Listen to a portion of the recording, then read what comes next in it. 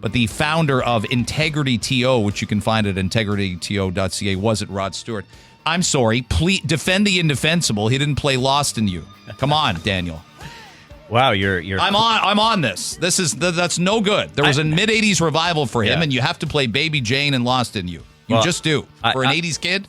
I heard "Do You Think I'm Sexy," which is really what I wanted, and he did a long version, like an 8-minute version. It was disco fever, so I left a happy camper. There was a lot of disco. Young Turks kind of discos it up halfway through the set. That's not a good time to go get a $14 craft beer at that point in time. We're here to talk, shelters and some other issues today, and you saw what transpired at City Council yesterday. 6 shelters are going into spaces that are outside the city core. I don't feel like you're against shelters ideologically. There's just a process, and you don't feel like the city is sort of checking the boxes on what should be a better process. Is that right? Yeah, that's right. First off, shelters are inherently political because they bring a whole host of social issues to neighborhoods, and people have families and people have kids, and so you have to have discussion and engagement and debate and consultation about where they go.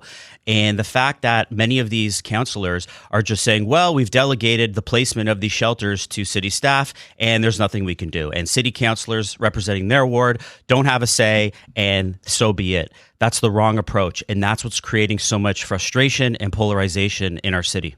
I texted, a friend of mine texted me who'd come up from, just outside of London. He hadn't been to Toronto in about 7-8 months, maybe since last fall, so maybe more like 10. And I said, well, how'd you find it? He came up for a ball game. He came up for this and that. He was at the Monday Night Yankees game. And I said, how'd you find Toronto? And he used the phrase, he just texted 2 words back, urban disorder. And I'm like, great name for a song or a band. Not great to be living in the city of Toronto right now. And that is, I think, systemic to the issue of shelters, where I say you can build all the shelters you want, but if you ignore the root causes of some of the reasons we've got open drug use, open drug sales, basically a lot of crimes, including shoplifting, feel like they've been completely decriminalized, property crime. If none of those issues are enforced, the shelters kind of defeat the purpose. Yeah, I use the word urban decay. It's just something I think about often when I'm walking the streets of Toronto. And I think what me and a lot of other people of our city are starting to realize that our shelter model is completely broken, completely dysfunctional, and now it's become intertwined with this dogma of harm reduction. And so what maybe in the old days a shelter would have been helping people who just fell on hard times. Maybe, they had a job, they lost their job, they lost their house, but they have hope. There's hope for these people. We get them into a shelter. There's a pathway to get back on your feet. But that model is completely unhinged now because our shelter models have now been infiltrated with this idea that we can now provide drugs and drug paraphernalia to the users of our shelters. And what's the genesis of that? When did you find that out? What exactly is transpiring there? Because I heard Ben have a guest on about the delivery of these drug kits, and they can be delivered anywhere by the city of Toronto at no cost to the consumer, and you can get them delivered to a shelter. It's complete insanity. I didn't realize that this is now institutional. Like this is top down. We have, and this is the fact of the matter, is we have activists in city government, especially in the Toronto Shelter and Support Services Division, who are fully subscribed to this idea that we can start handing out drug paraphernalia. And now, as you saw with this new report, alcohol to alcohol addicts in the shelters. That changes the paradigm completely.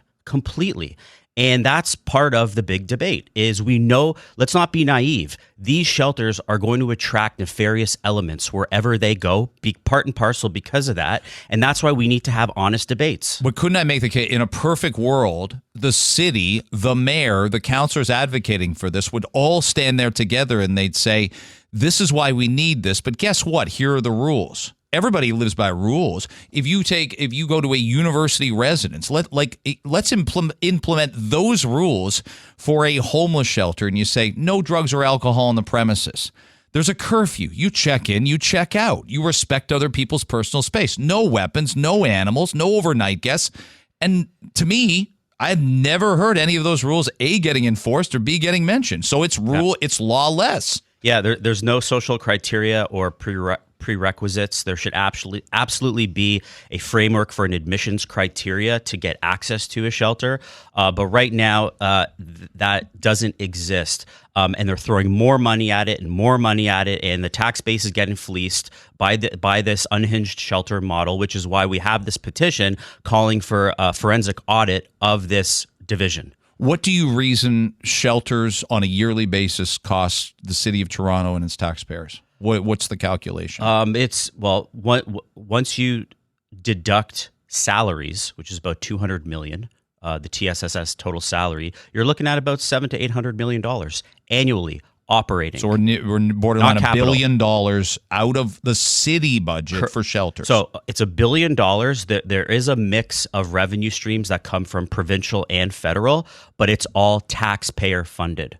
So you're paying for it. I'm paying for it. And again, the annual operating budget is very close to $1 billion now and only getting bigger. What are we paying for? The problem's getting worse. The tax base is getting fleeced. Our roads are in complete disrepair. Everything is in a disorder. Yet the TSSS, Toronto Shelter and Support Services, their budget is 22% increased over the last 3 years. What would you ask for from, I don't know that we'll get it by the end of the summer, but there will be mayoral candidates step forward. We can guess at some of the names, Brad Bradford's, John Tory, obviously weighing his options. What would you ask them to say and promise the electorate in terms of how to turn the shelter system around? They're not all going to get closed. So what are valid promises, logical promises you'd ask for from a candidate before you say, well, I'll support you, or I'd tell people to vote for you? Well, first step would be to create a motion to rescind the old decision that all shelter placement will be delegated to city staff. You can't take city councilors out of that discussion. Again, if you're a family and you have kids and you are subsidizing these shelters, you have an absolute right to be involved in that consultation, in that discussion, and your councilor represents your voice. And so that's the first thing I would do. The second thing I would do is, again, implement this audit, saying a $1 billion city division. Like, think about it. Toronto Police is $1.2 billion. They serve the entire city. So, again, I would ask for the audit as well and just a complete re-architecting of our shelter model, which everybody's now starting to realize is completely broken. I think we all kind of make a joke saying psychiatrists need people who are suffering from psychological problems and fitness trainers need unhealthy people. I worry sometimes, and I sure see it in other cities, and there's been great work done on the ground and documentaries made about it, how we would have definitely agreed that homelessness is a social issue. I worry that, Daniel, it's just become a cottage industry. There's a network of organizations, contractors, service providers, and this is their career. So they need homelessness to survive, to pay their bills, and they even need it to thrive and grow instead of slowing down. Do you feel that's the same? I think that's a very reasonable idea and thought based on the way things are looking. A lot of people have been talking about this idea of the poverty industrial complex. It does keep people enriched. It keeps consultants enriched in third-party companies. And you have to think that could be at play based on the numbers. You look at the numbers. As I said before, when you throw hundreds of millions of dollars at a social problem, you expect that problem to get better. It's getting worse. Why? And I have people message me on Instagram all the time from the inside. They're telling me it's worse than we even What see. do they say? Contractors who are charging inordinate amounts of money and doing minimal amounts of work. City staff who are doing minimal amounts of work. Again, drug paraphernalia going in and out of these shelters. That's it. Complete with impunity. People are fed up with this. We need answers. And you can imagine, I made the case going around in the spring. These problems in big cities, I always say it, big cities will always have big problems. They just will. But that's filtered to every GTA community now. And the pattern repeats itself. Yeah, and it's a spillover. In Ajax, we've never seen homeless people before 5 years ago. Peterborough, 10 communities in Peterborough, idyllic Peterborough. Yeah, and we have to be honest with ourselves. The federal government has responsibility for what's going on here, because the fact remains is that almost 50% of all our shelter capacity is now being taken by refugees and migrants, illegal migrants. That's a fact.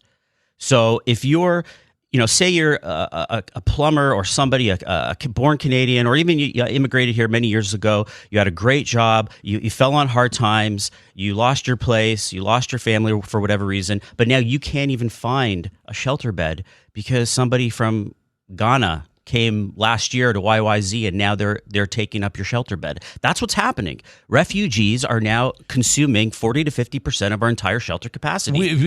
You'd concur we have an element of responsibility to help refugees from war-torn countries, but maybe you're making the case not at the expense of our infrastructure, when there's no infrastructure or support systems for them, and you can't expedite the process. Nobody should be in a hotel longer than a month before we find somewhere else for them. That's to meet. Exactly what I'm saying. Yeah. But remember, Toronto's a sanctuary city. They put it under this pretty name called Access TO, but Access TO is sanctuary city, which means it doesn't matter who you are, where you come from, or what your status is. You have access to City of Toronto municipal services without paying a dime into it. Daniel Tate's from Integrity TO. We're out of time. We'll visit again soon. Yeah, and by the way, we have a petition. It's to audit the Toronto Shelter and Support Services. You can find it online, change.org/audit-TSSS. Okay. That's a jarring number, almost $1 billion spent on shelters annually. And I'm not sure we could make the case the results are getting better and not necessarily worse. Thanks for the time. Thanks, Greg.